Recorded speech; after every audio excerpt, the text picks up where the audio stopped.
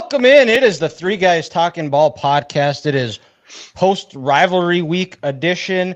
We had to bring on a special guest, Big Guns, our second host actually from the Locked On Sports podcast network. Here we've had Brandon Warren on of Locked On Twins, and to celebrate the big win that happened in Columbus over the weekend, we had to bring in the Big Guns.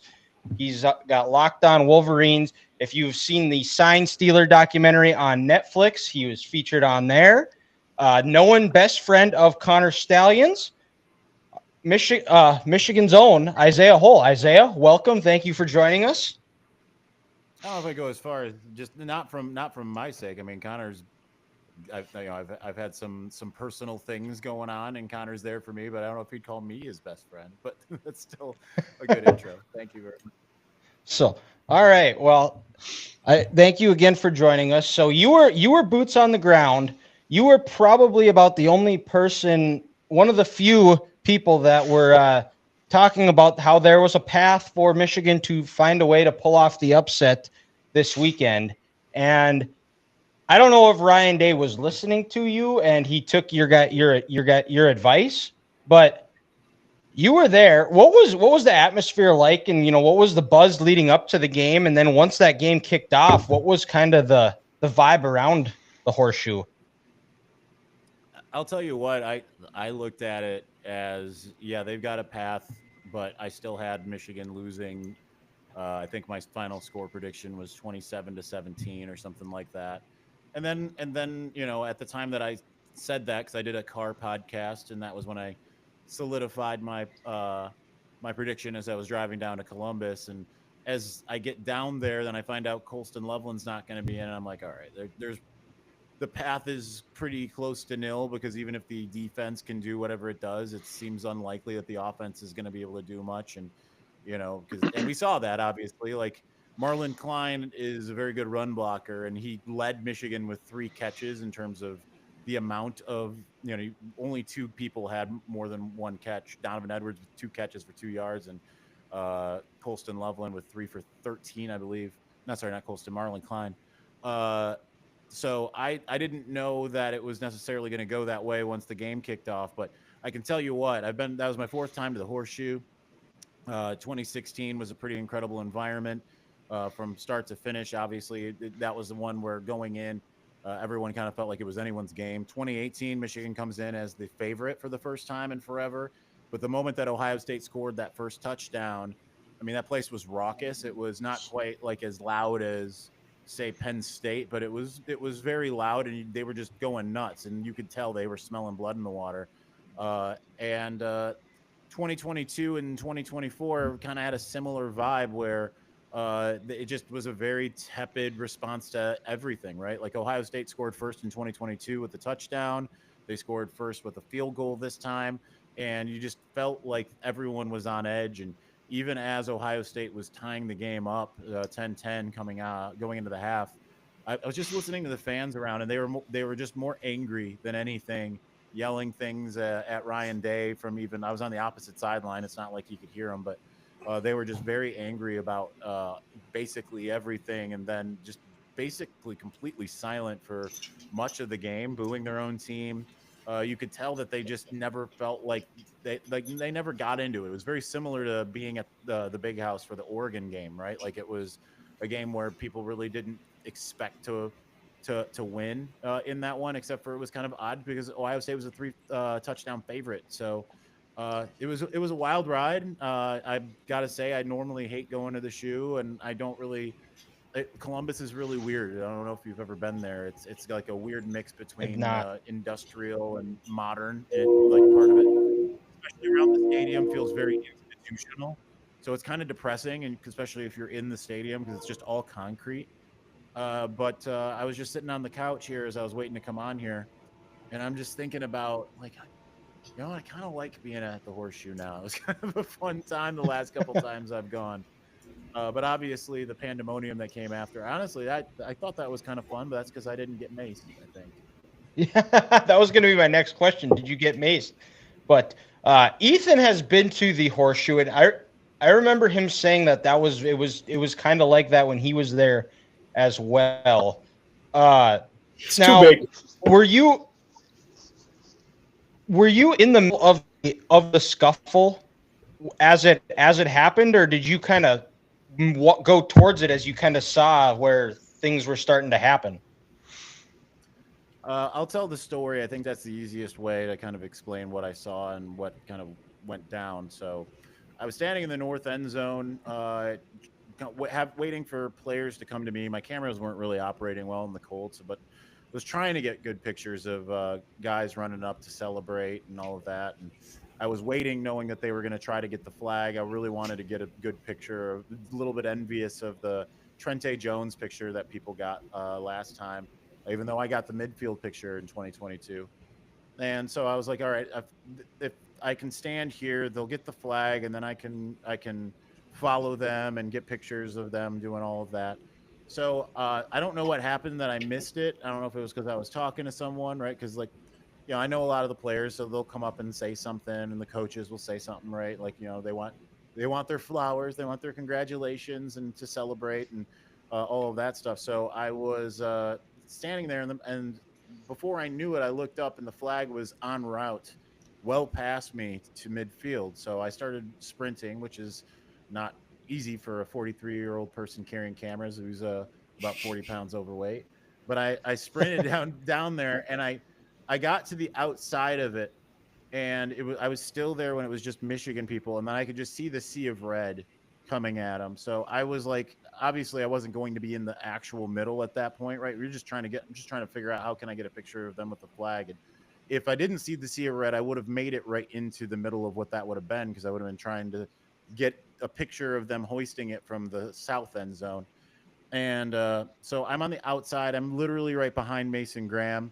Uh, I was trying to get some pictures as they started to tussle, and I've got a picture of like the back of Mason Graham and the batting any quality shots. So I tried to go around, and that's when I started seeing a bunch of different stuff, like Ohio State police people that they were like pushing some guys on the like a good 20 yards behind all of this to the north. They're sitting there trying to like shoving and screaming expletives at a couple Michigan players and who were yelling back like, we're not even in this, why are you screaming at us, why are you pushing us? And so that's all going on. I talked to a couple different people to give congratulations and what have you. And then I at some point, I don't really remember exactly how this went down. I eventually make myself over towards the bench, and that's when I'm starting to see that people had gotten maced. And I'm talking to Michigan's director of recruiting, Sam Popper, and he's like, yeah, I just got maced, but I don't care. I'm happy about this. I just seen Josiah Stewart laying on the ground with his eyes swollen shut. Tristan Bounds is doubled over and everything, and then I see another scuffle break out. I don't even know where the Buckeyes came from. Rayshon Benny and Marlon Klein were back behind the Michigan bench, and suddenly I just see the same type of action. Like, these scuffles are just constantly breaking out everywhere on the field, right? It was just absolute pandemonium. I think the only reason that I didn't get maced was because I cared less about trying to get the shot and more about just talking to people and saying congratulations and that type of thing. So I'm very fortunate. I've talked to Clayton Safey earlier today, and he's from the Wolverine.com, and he's still struggling a little bit because he got it directly in the eyes. And my buddy Ryan Callahan from umgoblue.com, he's got the video of the police officer literally like macing him. It was an absolute wild scene, but at the same time, I mean, it's not the first. It's actually the first time that I've ever kind of tried to rush into the scene instead of like normally like it's kind of like I probably should hang back. This time I'm like, let's go, let's get in the middle of this. But then kind of thought better of it eventually. So who was to blame? Because you see Michigan, they were kind of celebrating, then you watch Ohio State players start coming in, and it really seemed to escalate it. Where of what you saw, who was initiating most of the fight? I mean, Ohio State's to blame. I know people are going to say Michigan's to blame because they tried to plant the flag. Listen, like, that's become part of college football. Texas planted a flag, no problems. Oregon planted a flag, no problems. Nothing starts if Michigan would have planted their flag, they would have posed for a picture, and then they would have gone to the locker room. But Ohio State had to do what they did.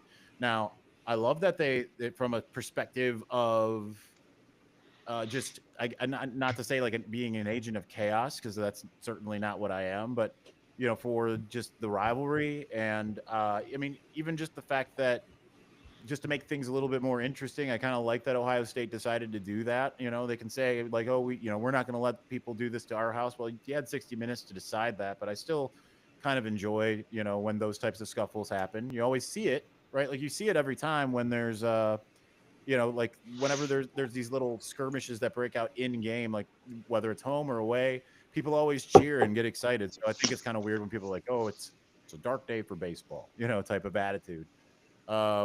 But that said, if Ohio State didn't rush Michigan, they could have come up and just kind of like got in their face, but not like rushed into the actual, like they're the ones who went in and were starting to throw haymakers, right? Like that they started it. And the more I watch tape on it, it really seems like Michigan finished it. I didn't see a lot of the Ohio State guys winning those fights when I'm rewatching some of the film. I couldn't really tell in person. It wasn't really thinking about that in the moment, but it's kind of funny to see. It's like I'm not seeing a lot of Ohio State guys throwing Michigan guys down or landing punches. It seems like they're trying to, and Michigan guys were winning all of those. So again, who's the more tough physical team? It's Michigan, even after the fact. Yeah, I was posting a live video I was watching it on TV, and I was kind of posting a live reaction video, and I look up and it was, oh wow, it's a fight. Like they pulled Jenny Taft away, and all of a sudden, and Johnson did not have his best call on the day. No, but but let me interject real quick there. Just because I'm very confused having watched the game afterwards. I know not a lot of people know, and a lot of people wouldn't know after watching the game. Gus is a Michigan fan. And I did know that. I wonder if I affected it a little bit, because I talked to Gus before the game and I told him, I was like, I've been defending your honor on the boards. And he's like, I don't want to hear about anything negative. I'm like, no, I'm just saying people don't know you're a Michigan fan, and I'm letting them know. And I wonder if it got in his head a little bit and he started going more towards the Ohio State thing. Like he's like, if people are mad that, so I just had to interject that. I thought that was kind of weird, the way that he called that game, knowing full well he is a giant Michigan fan. Really? I never knew that. I knew he was from Detroit, and I do remember him because I remember when he was on Klatt's podcast, he talked about how he grew up watching the Wolverines with his dad. And so then after the when did it really like sink in, or when did you really start to believe that Michigan was going to win the game? When did I think that it was strongly possible? I would say after the first drive for each team, because Michigan was winning the trenches right out of the gates, and that was, I thought, a pretty good omen in terms of knowing for a fact that they were going to win. I'm not really sure when it. I kind of have. I'm so like almost like neutral during games anymore. And I tend to not be that way during Ohio State, but I didn't have the same sense of foreboding that I might have had in like 2022, like before the 2 Donovan Edwards runs, where it was like, if they can hold on, you will see. But like this one, I just kind of had a feeling, just the way the defense was playing, the fact that Ohio State just kept trying to run the ball up the middle. I think that I would say the moment I was pretty sure they were going to win was when Ohio State couldn't manage to do anything on the first drive in the second half, because I thought that was kind of the moment. Sharon Moore talks about winning the middle 8, and they won they scored that touchdown to close out the first half, get the ball back. And I thought that, okay, this is where they can kind of put the foot on, Michigan's throat, is to march down and score. And they marched down, but then they couldn't score. And that to me kind of showed like, all right, Michigan's going to be in this thing. Michigan was able to move the ball a lot better in the second half, I thought, overall, than it was in the first. And I don't like, I've seen a lot of these people say Michigan couldn't move the ball at all, and they could only score when, they got the ball in their own, in the red zone. But I felt like situationally, outside of that 6 drives where Michigan didn't get a first down, I thought they generally did a pretty good job of moving the ball, being able to run and all of that. So, and some of those third down passes that Davis Warren made were really good. So I kind of had that feeling once Michigan got the ball back. I would say once Will Howard threw the first pick, then it was kind of like, all right. And then obviously Davis Warren gave it right back to him. But even when Davis Warren made that second interception, I didn't really think Ohio State was going to win the game. I thought Michigan was giving them way too many chances. But I mean, by virtue of just what I said the path was going to be for Michigan, get the game close. You know, if you had it close at halftime, then the further you could go while keeping it one score game. Obviously, it was tied.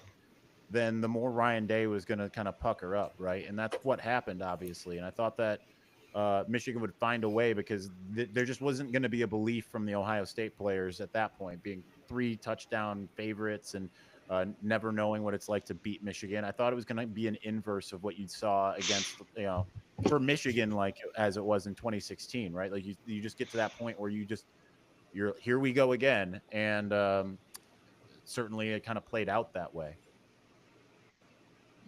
Yeah, well, that 16 game, it was Michigan had opportunity after opportunity to go seize control, put that game away, and they just refused to do it. This game, it was it was flipped in a sense of Ohio State had chances and they couldn't. And now there was talk all week about how the wind was going to play a factor. You were there. Was it that windy to where Ohio State couldn't throw the football downfield? It's kind of funny that you say that because there was a point late. The wind didn't pick up until late in the game, and it was very noticeable. And I started questioning if either team was going to be able to throw the ball. But as soon as that happened, Davis Warren started actually having to throw the football a few times, and he completed a couple key passes. The one to Marlon Klein, the one to Peyton O'Leary. So it was kind of like, oh, so they're able to do it. Ohio State, obviously, though, at that point, and when they started picking up, it was around the beginning of the fourth quarter. They didn't really have the ball that much, and even when they did, they couldn't do much of anything because of the pressure that was coming through the line. So I would think the win could have affected. I think it would have affected them a little bit more if they had to go down and try to kick a field goal down on that end.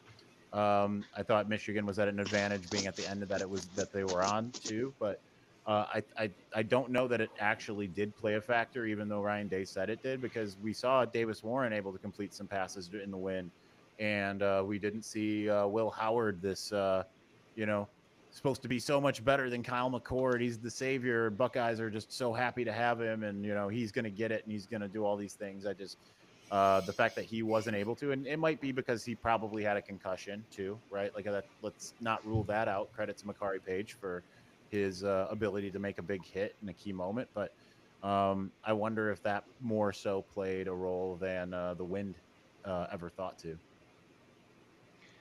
I'll let you guys, Grant and Ethan, ask some questions since I've hogged it for a while. You can go, Grant. I'm trying to think of one. Well, yeah, it's tough for me because I was only able to catch the fourth quarter of the game because I was working on Sunday, but working on Saturday. But I guess, did the stands clear out pretty fast after the game, Isaiah, or were people they're like, screw Ryan Day, we're pissed, we're getting out of here? Or was there a sense of disbelief? Like afterwards, they were like, okay, we're going to lose. And they just kind of almost sat in their seats, Cobra stance. Like, are you kidding me? It happened again at home? Or did they just, we're done with this and they got out of there?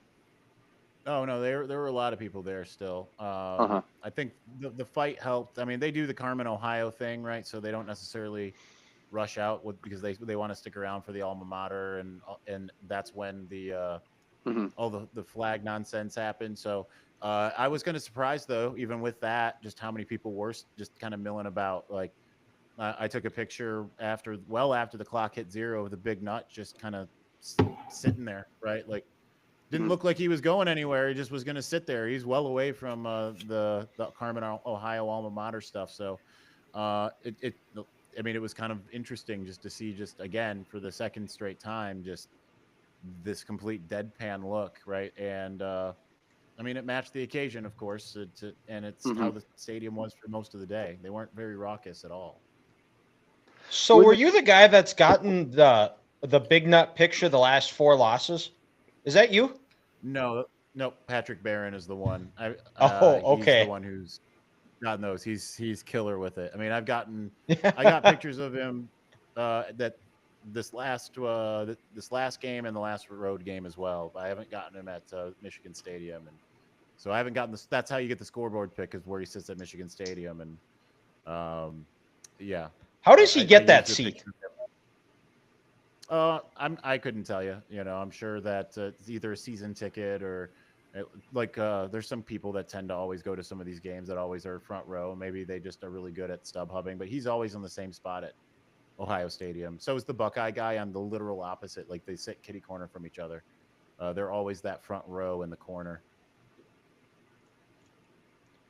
So Switching it to recruiting, is Underwood just coming in day one starter, or is there going to be like a little bit of a competition?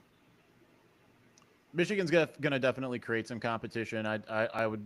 They're going to go with someone in the transfer portal. I'd keep my eye on Miller Moss. I think that's. I was going to That's a ask if that's a strong legitimate one.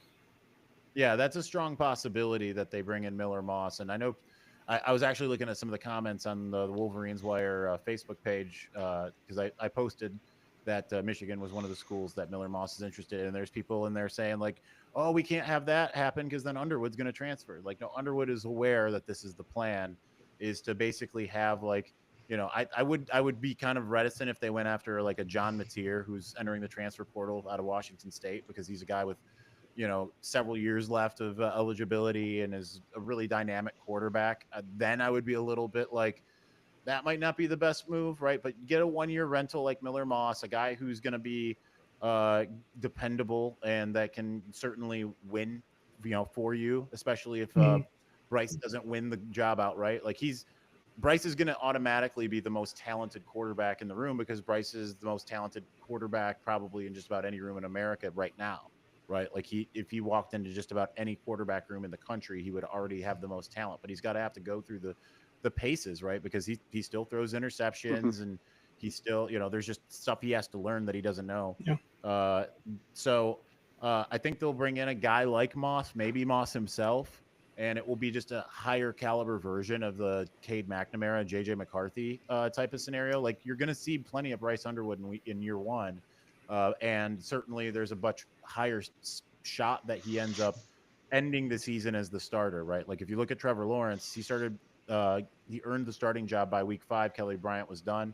Wouldn't be surprised if it's something similar. But he could absolutely win the job in week 1 too, right? It's, as an early enrollee, he's going to be able to come in. He's going to be able to take part in those 15 bowl practices. He's going to be able to take part in the 15 spring game practices.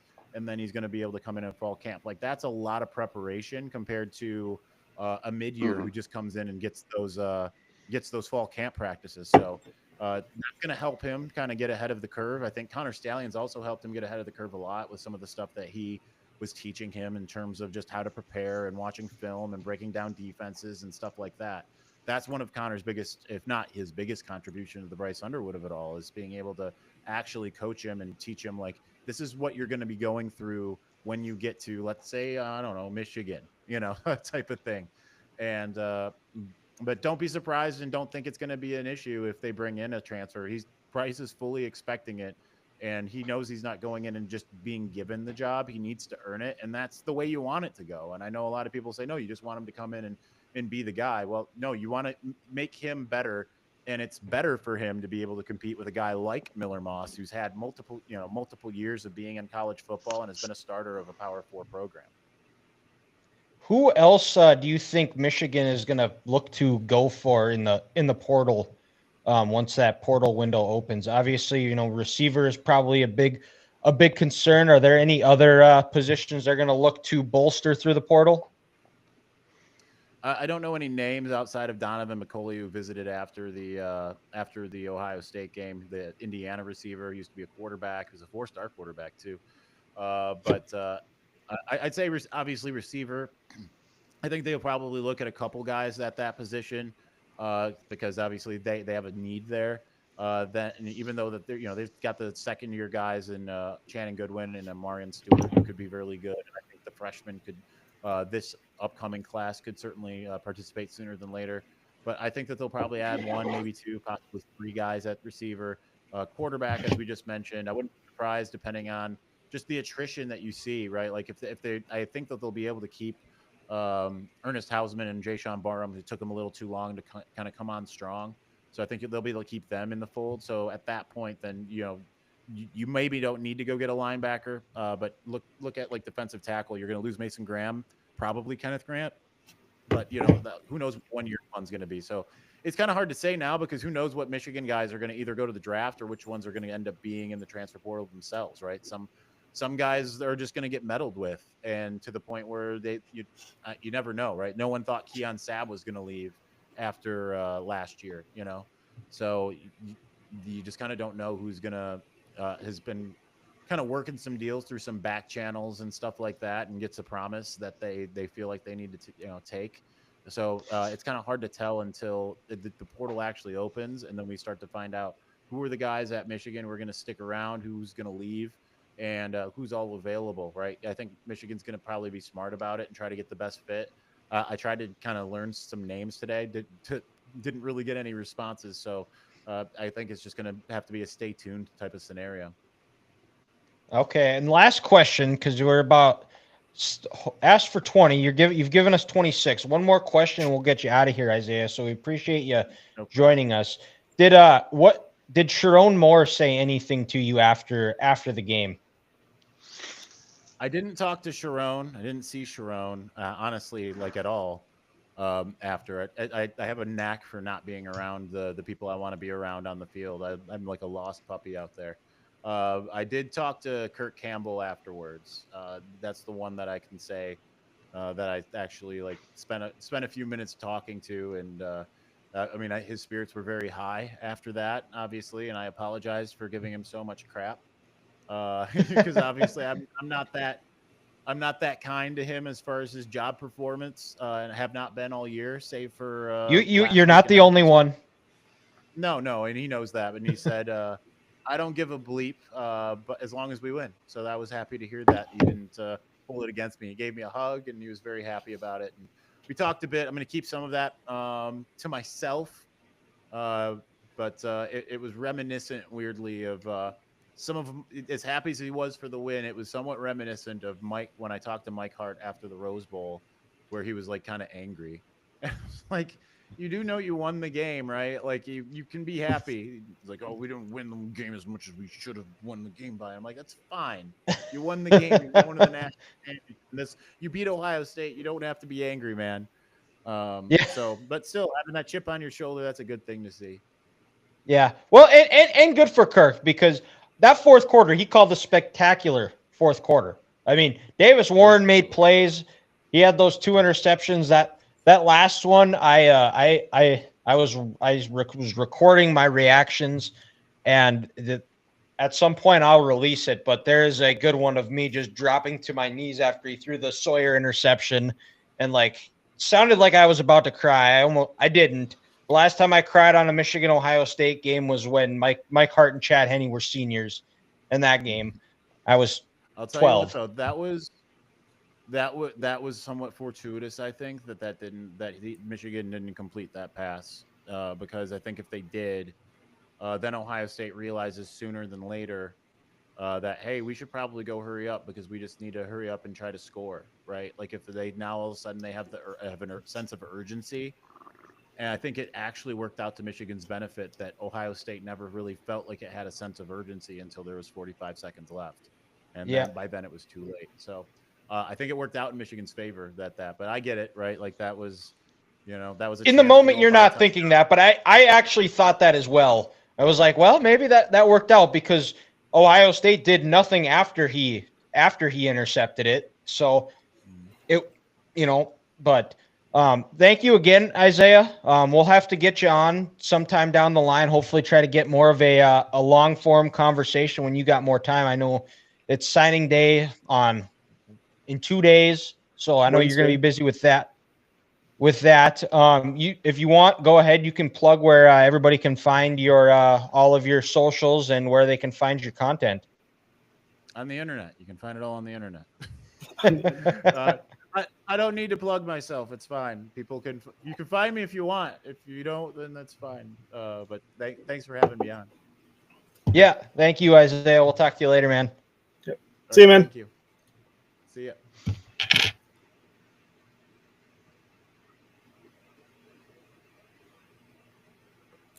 All right. Well, thank you to Isaiah Hull for joining us. That was some good insight, boots on the ground information of the Michigan-Ohio State game. And there were guys you would not believe. You guys would be shocked. There were a lot of people that were asking me, "Oh, Michigan is so bad this year. What are you going to do when Ohio State kicks their ass? How are you going to handle it? What are you going to do?" I guess we'll never know.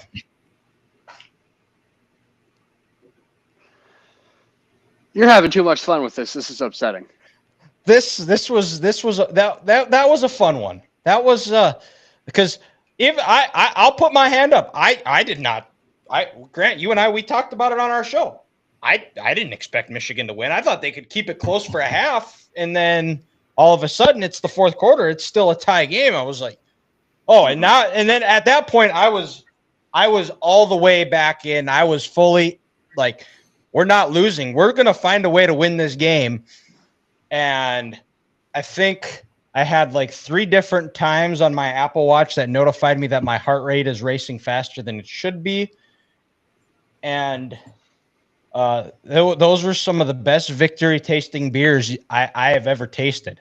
Not to mention, too, guys, Iowa got the win over their biggest rival, Nebraska, who refused to shake hands in the handshake, classless. And the Gophers went into Camp Randall and whooped that Badger ass. And now there's a lot more questions.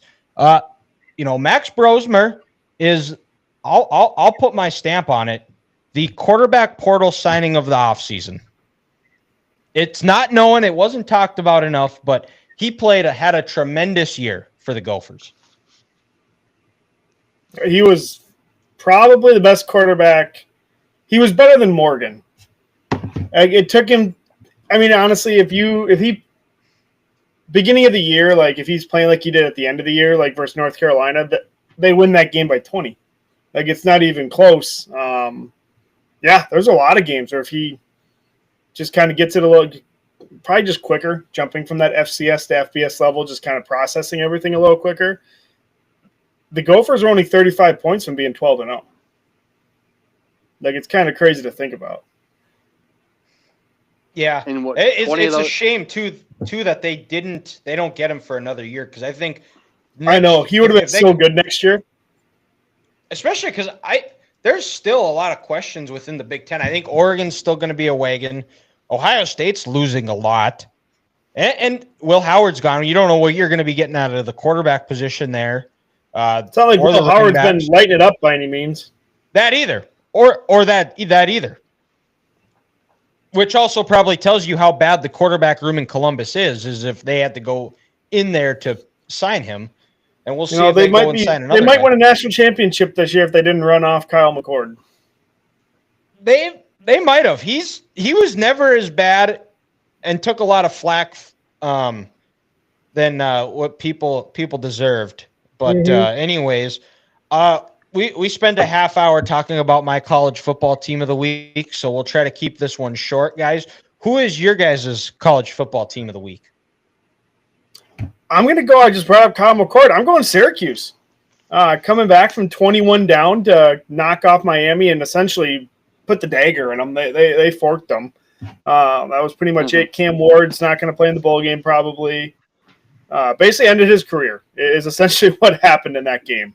Yeah, just came back, kicked their ass, and Kyle McCord a solid 300 or 400 some yards, I think close to it, and a touchdown, like 2 touchdowns. So, heck of a win. Let's show some love to the Iowa State Cyclones here, boys. Because Saturday's win, catch this, the first 10-win season in Iowa State football history. Farmageddon.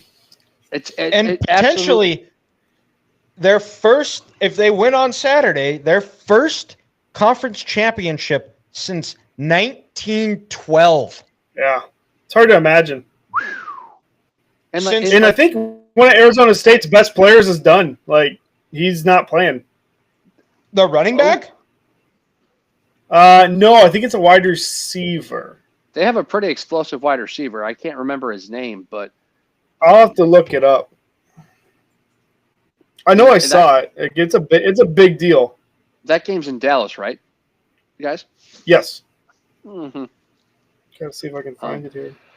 But yeah, Matt Campbell, Nope, his second Big 12 championship game appearance in 5 years. 2020 was the first one when they lost to Oklahoma. But again, just the first time for that program to get 10 wins on the year. I don't care if people say, oh, it's the new Big 12. Well, guess what? Oklahoma wasn't good this year in the SEC. And sure, yeah, maybe if they would have played Texas, they would have lost. But still, this is a good Iowa State team who beat up a lot of good teams in the current Big 12 conference and the Big 12 conference from last year. It is their best receiver. He's not playing. Okay. Jordan Tyson. That's big. That might change my prediction. 1,101 yards on 75 catches this year. That's not terrible. That might change my prediction for this game now. That makes it a lot more interesting. Yes, it does. But yeah, Matt Campbell has shown that, he's one of the best coaches in college football, one of the more underrated coaches. And you know what? His name's going to be brought up for every opening you find. Matt Campbell's going to take an interview here. Matt Campbell's going to take an interview here. But why leave something good to try to build something from the ground up when you've spent the last 8 years doing that, the last 10 years in Ames, and just continue this thing rolling? So Iowa State's my college football team of the week. Iowa State. All right. Well, and we're gonna pick every conference championship winner this here in a little bit, but we will go to our NFL. We'll go up to the NFL and pick our Week 13 team of the week. Everybody have a good Thanksgiving. It was nice and chill. I watched football all day. Watched football all day. You can't beat that. Grant? Great. Yeah, it was nice. Had a good lunch with my, mom's family. Came home, turned the Cowboys-Giants game off and watched Christmas Vacation, which was the right move. That's right. And then turned on the Packers-Dolphins games, fell asleep probably about 8:30, and now we're here. So life is good. Life is good. Life is good. So in our regular three guys talking about fashion, the first pick is going to be here. Ethan with the first pick. Yes. Second pick is the Chiefs, and similarly to my fantasy football team, last the Dallas Cowboys here. Dylan, when are you just gonna stop playing fantasy if you're always in last place? The problem is in the three other leagues that I am in the playoffs. To be fair, if he wins, so if I win tonight, Dylan is in 6th place in our league, Grant. Well, okay, and I picked it up the last few weeks, and I do have to give a shout out to Ethan because he has really helped me out quite a bit. He's gotten me a second quarterback. He's gotten me he's given me Aaron Jones. He also got Saquon. I didn't give you Aaron Jones. I thought you did. I gave you Chase Brown. Maybe it was somebody else. Oh, you did give me Chase Brown. Oh, that's a hell of a pickup. But he didn't give me Mike Evans, so I was a little upset about that. Yeah, he's been good for me. But it's looking like I'm going to be riding him out more than Debo the rest of the year because the Niners are pretty much dead. But who, guys, Ethan, who is the team that was alive in your Week 13 team of the week? I'm going with the guy, his team. I guess I traded for him a couple weeks ago. He's like the god of football. I'm going with the Philadelphia Eagles. Honestly, did not play a clean game. They didn't play very well at all. Honestly, I think they only passed like under 120 yards. But Saquon did Saquon things, and the defense showed up and held Lamar in check, and that's all they needed. Like they are that good now that they can pretty much go out there. They hold you under 20. Good luck, because Saquon's going to bust 2 or 3 himself, and then you still have A.J. Brown to deal with. So, them or the Lions. They are so neck and neck right now. I don't even know who to pick. Honestly, guys, I've shifted. Give me the Eagles over the Lions. Man, they are freaking good. With how That dominant I might that, lean that way too. And I think with the their Lions are defense, dropping I like will. flies. that Eagles defense, and also this Vic Fangio defense will give Jared Goff trouble. Because we've seen it give Jared Goff trouble. And with how dominant that defensive line and front seven is for Philadelphia, I think they'll slow down the Lions. And then when Jared Goff has to beat you, you will win that football game. Yep. You take away the Lions' play action game, which I think the Eagles would do. So right now, give me the Birds, man, in the NFC. Also, we're not talking enough about how good the two rookies are. Oh, they're DeGene and Mitchell, like phenomenal. Mm-hmm. And somehow Howie Roseman gets away with highway robbery every single NFL draft. Yep. He does. It's like people need to stop making deals with him. They do. They do. But Grant, who do you got for your team of the week in the NFL? Well, we're gonna stick into the Bird family, but we're gonna go on the other side of the country. Give me the Seattle Seahawks, your boys. Coming across Didn't play the country. well either. They didn't play well either, but coming across the country, 3 different time zones, starting this game at 10 a.m. Seattle time, withstanding the Jets coming out to early hot start after the 99-yard kickoff return being up 21-7. The Seahawks didn't give up a point the rest of the game. Leonard Williams with a big 92-yard interception. Geno Smith in that offense, it's not pretty, but it somehow gets the job done each week. They just slowly move the ball down the field and they score touchdowns when they need to. And they got a big win to be 7-5 and have a good lead in the NFC West right now. Where I think people sit back and they're like, you know what? This will change in 2 weeks because it always does in this division. But right now, Seattle's that team.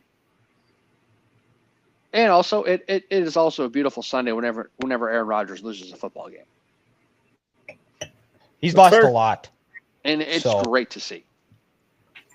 And my team of the week here is I'm going to go with the team that won my game of the week, the Minnesota Vikings. Now, it wasn't a pretty first half.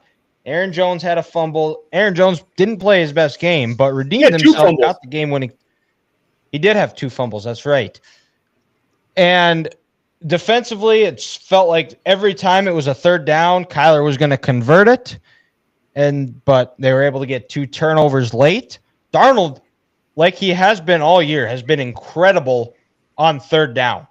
I mean, I don't think it's talked about enough how well he has done on third down, but it seems like anytime there's a third down, he finds a way to convert it, especially when it's in the fourth quarter. You go back to last week against the Bears, this week converting a couple of third downs, a couple of huge fourth downs, and then leading them to a game-winning victory, something that you probably never thought you were going to utter the words about Sam Darnold is leading game-winning drives in the NFL.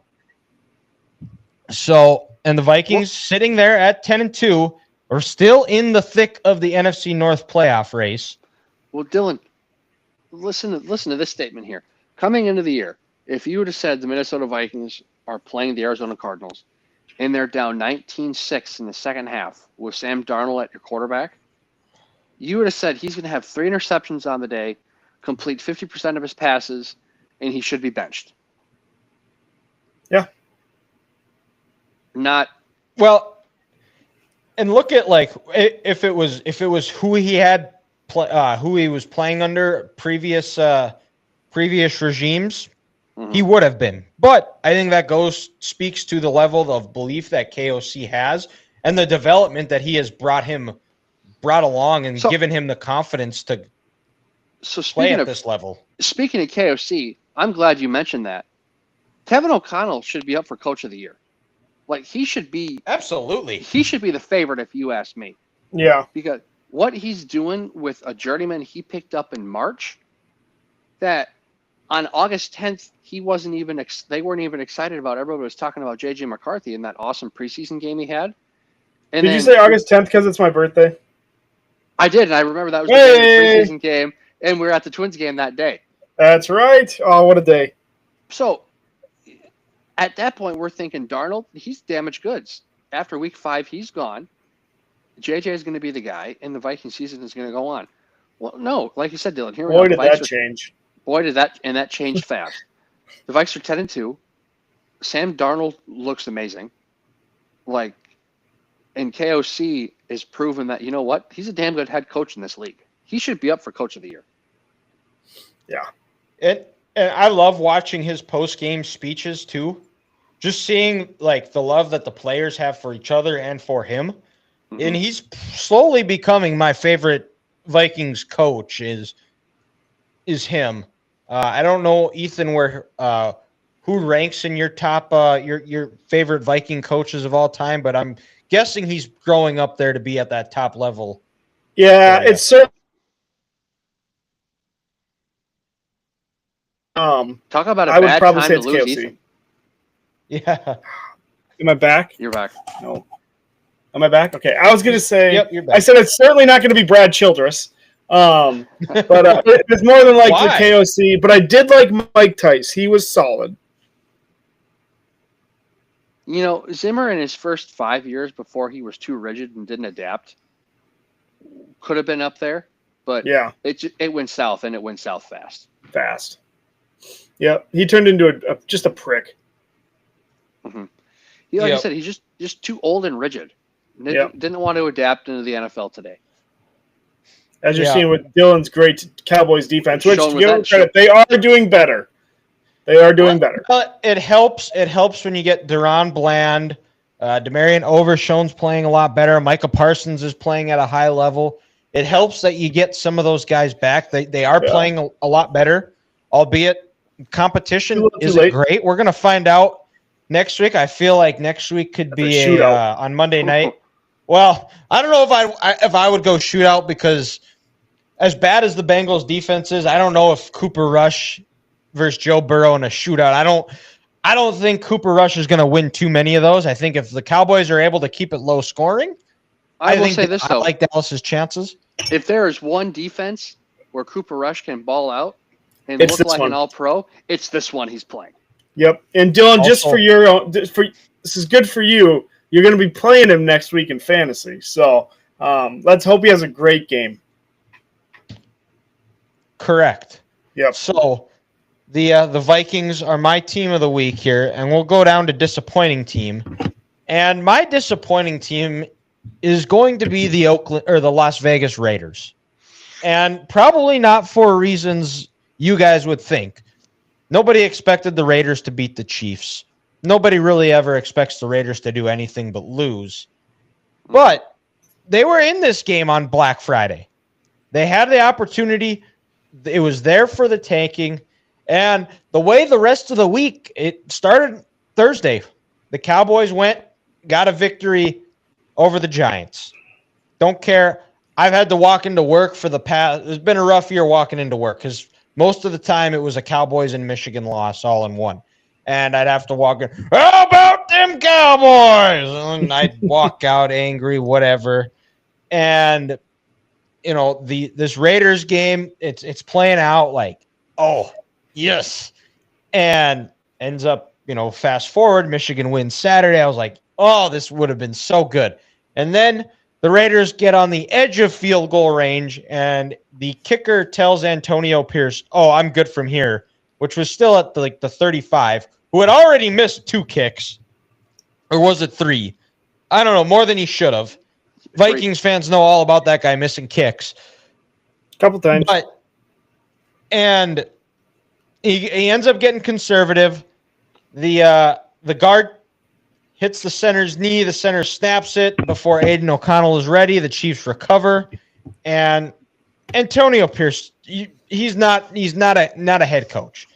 You hear about he was the head coach at Long Beach Poly, and he was the first coach in 30-some years, first head coach to not make the playoffs. And for those of you, we're not elite California high school minds by any means, but when you hear the name Long Beach Poly, that's one of the best high school programs in all the country. And you can't win there, and you think he's going to win in the NFL?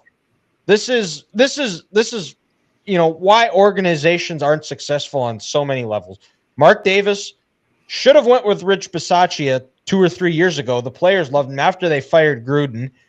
And then he goes to Josh McDaniels. That one doesn't work out. Pierce, will give him credit. He really rallied the guys. But you can do that in interim, get guys to buy in.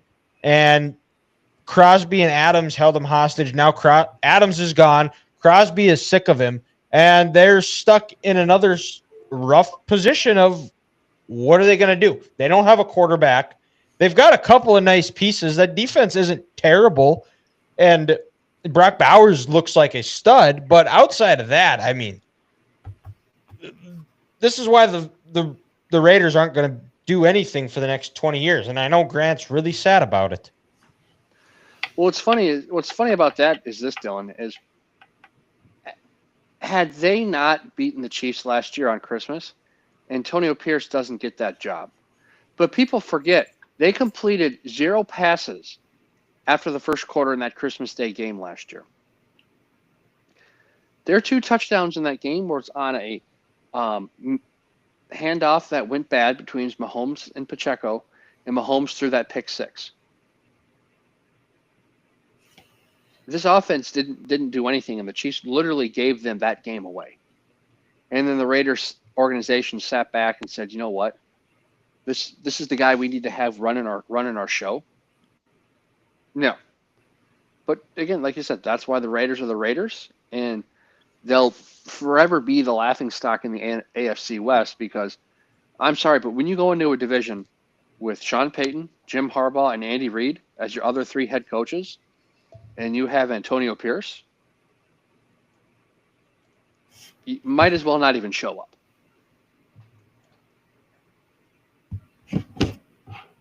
Oh, and also, Dylan, another thing about the Raiders. This is when I knew their season was a joke this summer.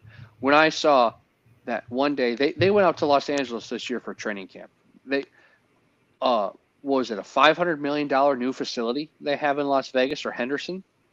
You can't even train there during training camp. You got to go to the beach in California. Their last day, and also I have a beef with the Atlanta Falcons doing this too. When the Falcons had their water park day, no, you have a new head coach. Get on the practice field and become a better football player. The Raiders spent the day on the beach, like in Top Gun, playing volleyball. What? Is Jim Harbaugh doing that? No, Jim Harbaugh's running his guys into the ground with their pads on. Sean Payton is screaming at a 23-year-old Bo Nix. The Chiefs are practicing in 105-degree heat in St. Joe, Missouri. Like, the Raiders, they're a joke. Going out here, giving these guys a Veterans Day to go out and hang out on the beach. This is the National Football League.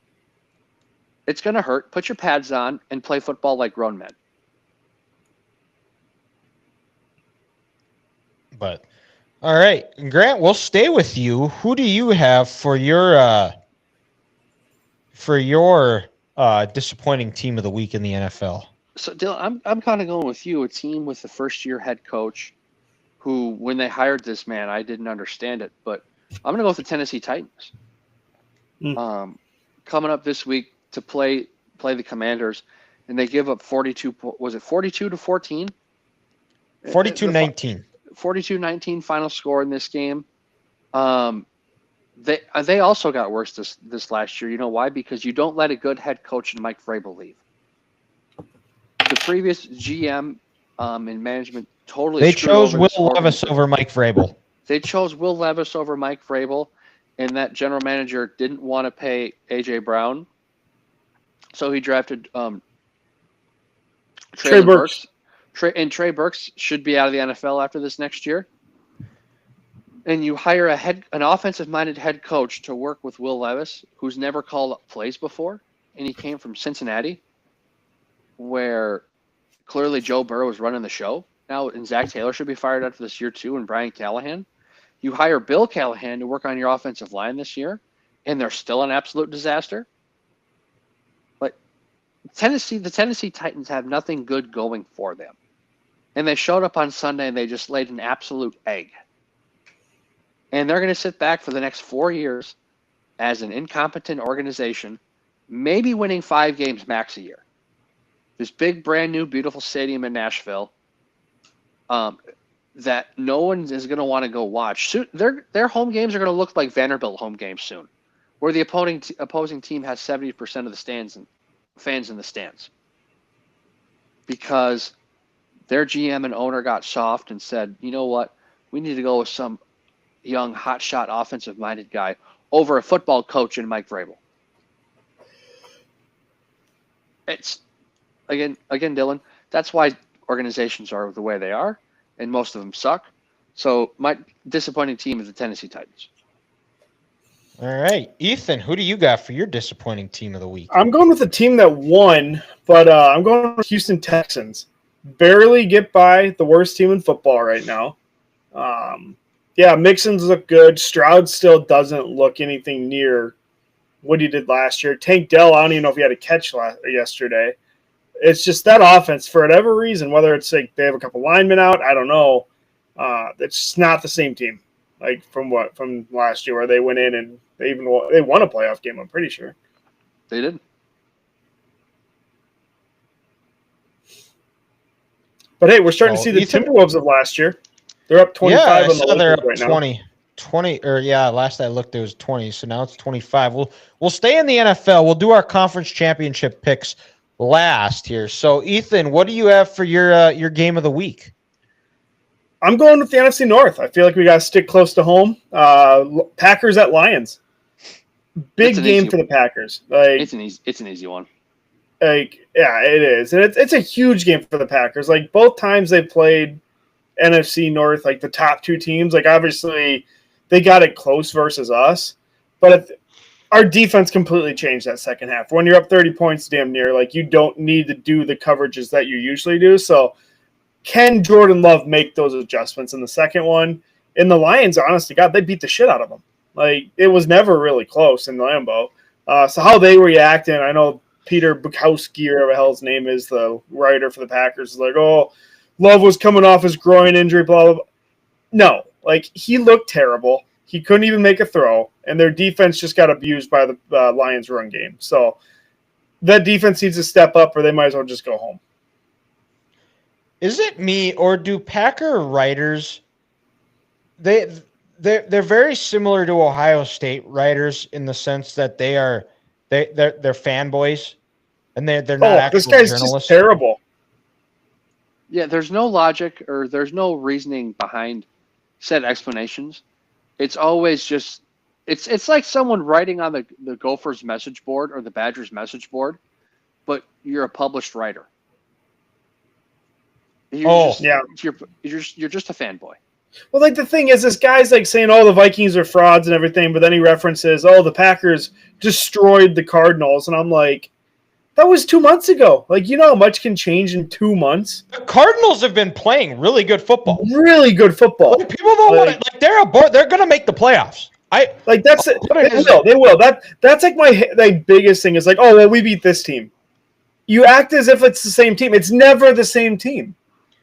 So if the Vikings Every are game frauds, is different. But then the Vikings beat the Packers, that would make the Packers frauds too. But yeah, that was all fraud. That second half was the real game. Okay, bud. Yeah. But which also, so going back to the Michigan-Ohio State game. This is the last thing I will bring up here. So after the game was over, I decided to tune into Columbus radio and listen to fan calls. Oh God!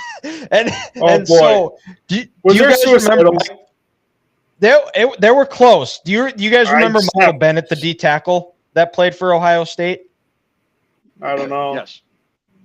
So he called in and he basically put Urban Meyer on blast. And Ethan was hearing this when I was talking with Isaiah before the show and before you got in here, Grant, was how, like, you know what? The difference between Urban Meyer and Ryan Day is Ryan Day, he's a really nice guy. He's a good man. He wants what's best for you on the field and what's best for you off the field. He sets you up in life to be successful off the field. Where Urban, and he didn't fully say it because he like caught himself, but like at that point it was past the no return of like Urban just wanted you to be the guy, did everything he could to be the best football player. He didn't care what you did or care about you off the field or after you were done playing. Yeah. Or it was like, oh man, if you're telling on somebody, oh boy.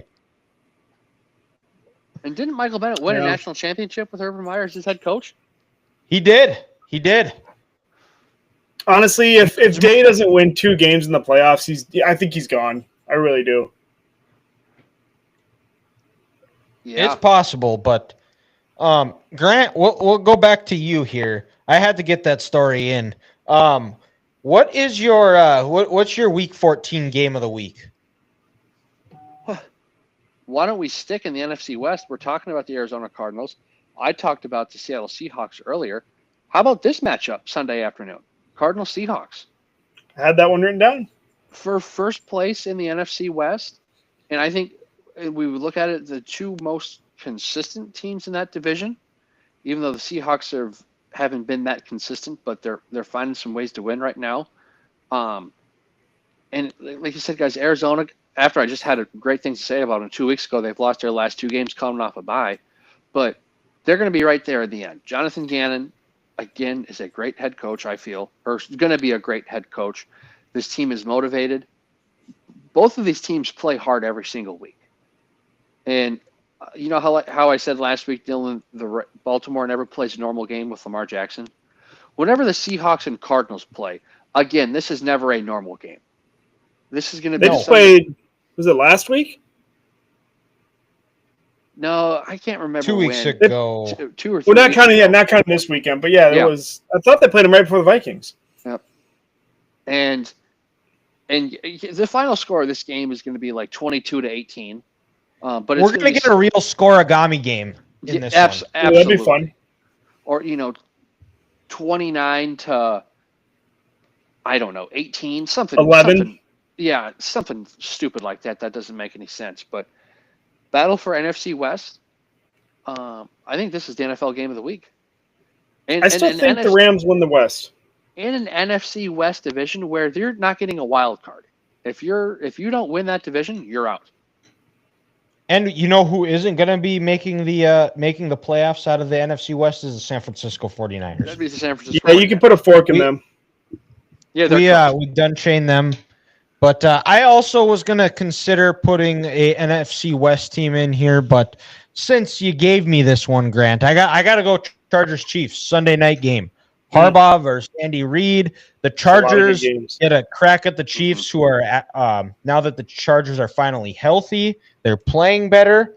The Chiefs have been struggling. The Chargers coming off a 4-interception game of Kirk Cousins.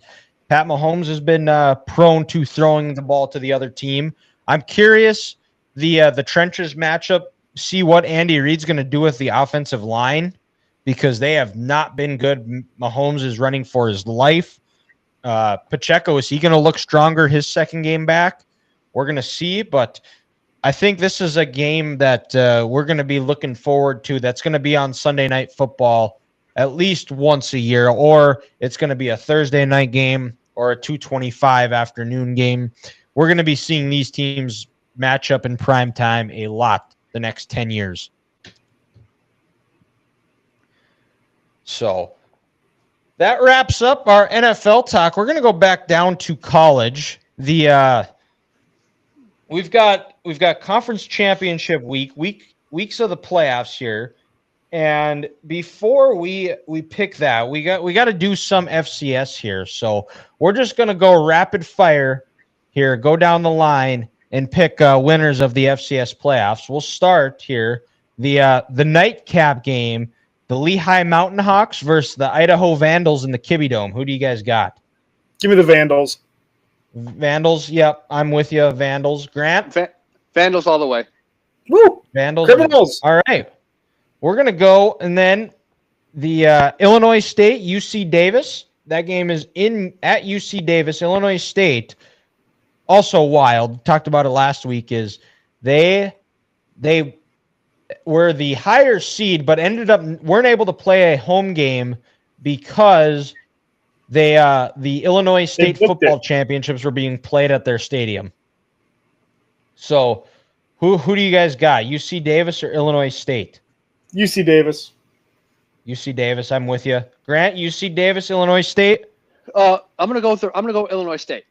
Redbirds. Illinois State pulling the upset. All We're gonna right. pull the upset. Yep. Redbirds. On the road. All right. Number 1 overall seed Montana State versus UT Martin. Is that the team that had played NDSU really tough? No, that was East Tennessee State. Okay. I'll take Montana State. Montana State, yep. Yeah, the Bobcats Grant? are gonna dominate this game. Bobcats, I'm with you. I don't know what the weather's going to be like, but probably not going to be the best for UT Martin. And then Mercer versus Rhode Island. Winner potentially has to go to the Fargo Dome. I'll take Rhode Island. Mercer's the 7th seed. Rhode Island pulling the upset. All right. Yeah, hell yeah. Give me Mercer because they played Alabama and they're gonna be ready for this moment. That's fair. All right. Okay, I will also go with Mercer. And then we will go Villanova going down to San Antonio to play the University of the Incarnate Word. I'm going to go Villanova because they're a football school now because their basketball team sucks. Their basketball team does suck, but it's not going to matter. Give me Incarnate Word. Villanova is still a basketball school. Incarnate Word. Incarnate Word. All right. Now, two blue bloods in the second round of this one. Montana versus South Dakota State. Here, Montana had a nice win over Tennessee State. Junior Bergen had 2 punt return touchdowns. Hopefully, would be kind of funny if South Dakota State kicks to him and Junior Bergen burns him. Rematch, actually a rematch of last year's FCS national title. Sorry, Mike, but I'm going South Dakota State. Yeah, it's a good thing this isn't a matchup of live mascots, because this would end fairly quick. But Natural in this matchup, give me the Jacks. Yep, Jacks, clean sweep, Jackrabbits. And to finish it off, we've got North Dakota State versus Abilene Christian here. I'll answer for all three of us. We're going NDSU alums, so naturally we're going to pick the Bison. Did South Dakota lose already? Oh, did I? Oh, I missed that one. South Dakota versus Tarleton State. South Dakota, dude, they're freaking good. Give me the Yotes. Give me the Yotes all the way. Yotes, yep. I think the Yotes win this one in advance. So then we're going to go over to conference championships. We'll go up to the FBS. We'll start Friday games. There's 3 of them. We'll get started with Conference USA. Western Kentucky versus Jacksonville State. I'll go Jacksonville State. Rich Rod with the conference title. Is he their new coach? Yep, sure No is. Shit. You know, Western Kentucky has the worst mascot in college football. Give me Jacksonville State. True. Jacksonville State. I am also going to go with future and former West Virginia head coach Rich Rodriguez, Jacksonville State. Michigan's best coach ever. Sure. Mountain West, we will go. We've got UNLV versus Boise State. Boise State playing for a playoff berth. UNLV too. Does Boise State make it if they lose? I don't think they do. I don't think so. I think there's only one spot left in the college football playoff, and I don't think there's going to be 2 group of 5 teams in it. I just have a hard time seeing them stopping Jonty enough, so I'm going Boise State. I'm taking Boise as well. Boise, okay. Well, you guys are zigging. I'm going to zag, and this is for my, and it'll make more sense in my, with when we pick the American, because at the beginning of the year with our when we picked our playoff teams, Grant said Boise State was going to make it. So I'm going to go with UNLV to pull the upset and end Boise State's playoff hopes here. So we'll go to the American. Tulane versus Army. Give me Tulane. I'm going to go Army. I know they just lost last week to kind of ruin their chances of the college football playoff, but they're a good team. I'm going to go Army. I think the triple option is going to have a day on Saturday. All right. I also am going to go with Tulane because that was my group of 5 team to make the college football playoff. So selfishly, that's who I'm going to roll with. We're going to go to some action here. We've got Ohio versus Miami of Ohio. 2 teams that are playing for a conference championship in Ohio. Green's a better color than red, so we're going the Bobcats. Correct. I second that, Ethan. Give me the Bobcats. And you know what? We'll make this a clean sweep. We're going to go with the Bobcats. All right. So and then we're going to go on down. We're going to go on down to the Fun Belt here. Fun Belt. Yep. Marshall versus Louisiana Lafayette. The Raging Cajuns. It's hard to turn down a Raging Cajun. They're a fun team to watch. You know, Randy Moss went to Marshall, and Randy's going through some stuff. So Marshall's going to pull it off for Randy Moss in the alumnus weekend. I'm with you, Grant. I also once got a picture with Randy Moss, so I have to go with Marshall. Can't go against family. Mm-hmm. And we'll go up to the group of 4. We've got in the Big 12, starting us off at 10 a.m. on Saturday, Iowa State versus Arizona State. I'm going Iowa State. I think their defense is good first. I'm gonna go Arizona State. Their offense is too explosive. All right, even down their best player. I'm gonna go with Iowa State. They get their first conference championship since Rose had room for Jack and was selfish and let him freeze to death. Give me the Cyclones and former NDSU legend Tyler Roll. Go to the SEC. We've got Georgia versus Texas. A rematch. Hard to pick against Texas.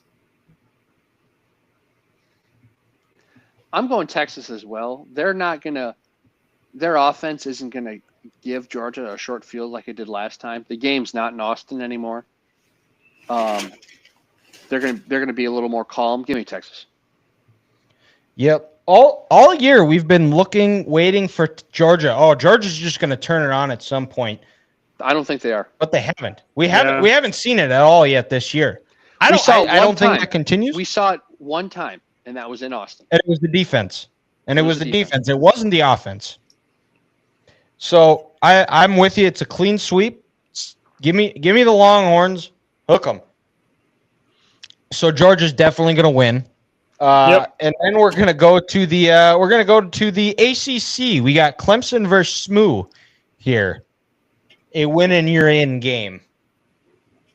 Give me the team that had the black what do you want to call it? The black punishment or whatever the hell it's called. They're back. Penalty? Death penalty, that's what it's called. Yeah, they're back. Back and better than ever. Give me Matt SMU. Leinert's son is committed to play there. I saw that. Give me SMU. Doesn't that make us feel old? That Matt Leinert's son is committed to play college football. It's crazy. Yeah, that is crazy. But I will take Clemson. Lost last week, lost their state championship, but they do not lose the ACC championship. Give me the Tigers. And to round it out, since we are Midwest guys, we're going to go with a rematch that was in Autzen in October, I believe, because there's no way a 3-touchdown favorite Ohio State would have lost to Michigan over the weekend. So who do you guys have? Oregon versus Ohio State? Is that's who's playing in Indy, right? Believe it or not, Dylan, it's actually Penn State. What? Because No way. if you didn't pay attention, I can't believe you didn't watch this game on Saturday. Michigan actually beat Ohio State and eliminated them from the Big Ten championship game. I almost forgot. How could I forget that? I don't know how I would forget that. But so Oregon versus Penn State. Who do you guys got? Give me Oregon. I think Penn State's fraudulent, and this Oregon defense and this team is flying around, and I think they're gonna roll. Oregon by 17. Oregon by 17.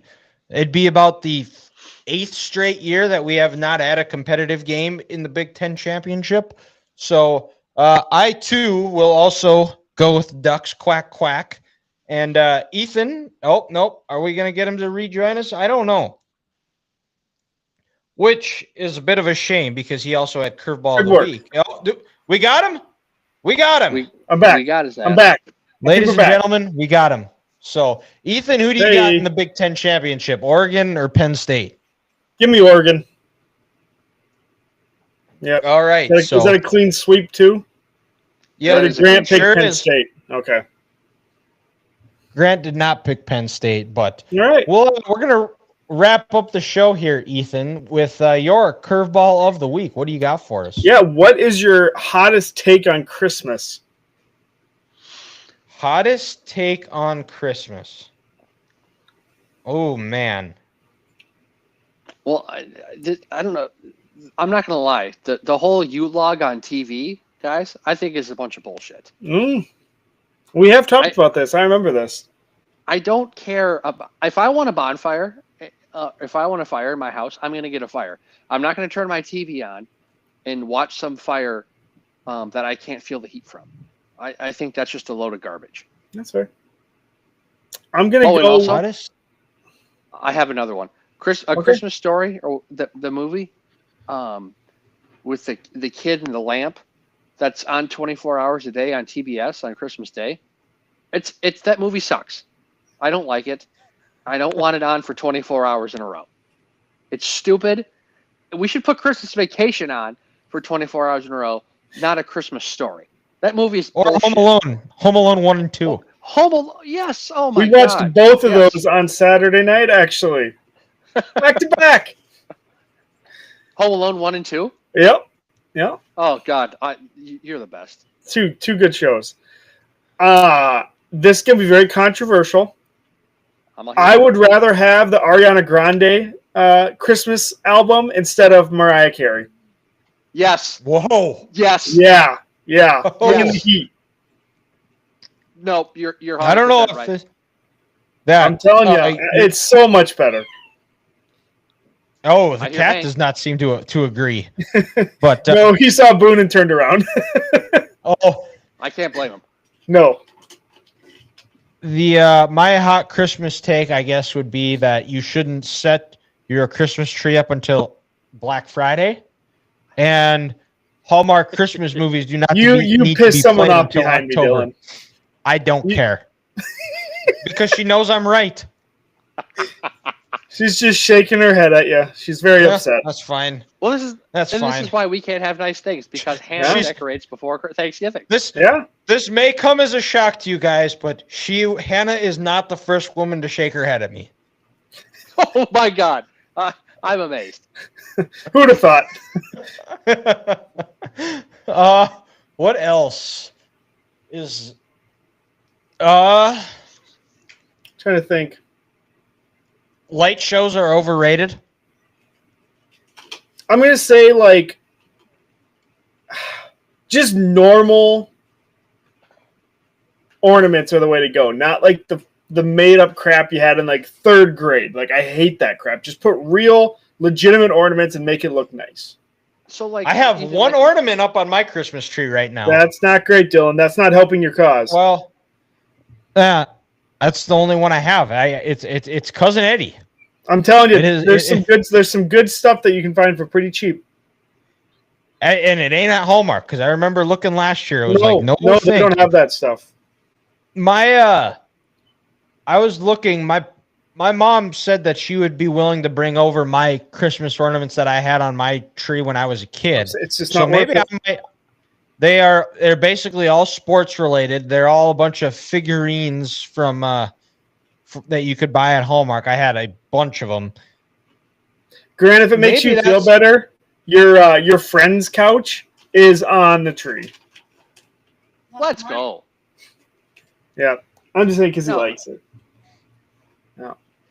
I have last year I got a Cousin Eddie Christmas ornament that came in the Christmas Story lamp box.